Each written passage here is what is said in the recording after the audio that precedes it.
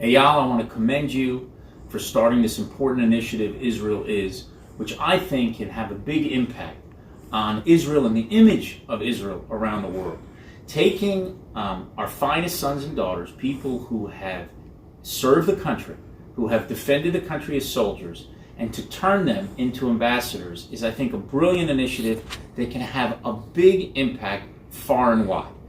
You should never underestimate the impact of even the smallest encounter, the impact that that could have on Israel's standing in the world. Whether it means an impact that could happen as you're a tourist going through India, or whether you're on a cross-country trip in America, whether you're in the workplace in Europe or in the United States or anywhere else, those small encounters can make you some of the finest ambassadors that Israel has ever had. I remember one story that happened to me, one true story that happened to me. About 5 years ago, I was in Congress trying to argue and fight the nuclear deal with Iran that was being signed and to get members of Congress to oppose it. And I walked into one congressman's office, and when I told him I was Israel's ambassador to the United States, after about 1 minute trying to explain to him why this nuclear deal with Iran was so bad for Israel, for America, and for the world, he said to me, "You don't have to explain anything to me. I'm going to stand with Israel.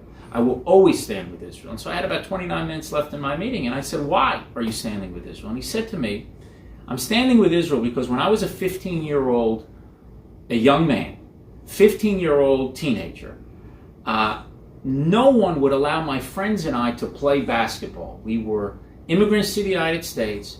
It was a foreign country. It was a foreign language. And me and my friends wanted to play basketball on Saturdays. And no one would allow us to use their court except for a Jewish community.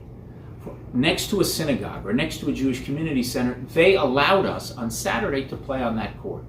And because of that act of kindness," this congressman told me, I vowed that I would always stand with the Jewish people and with the Jewish state." So you can see how the action of a Jewish community in New Jersey had affected a congressman 30 years later.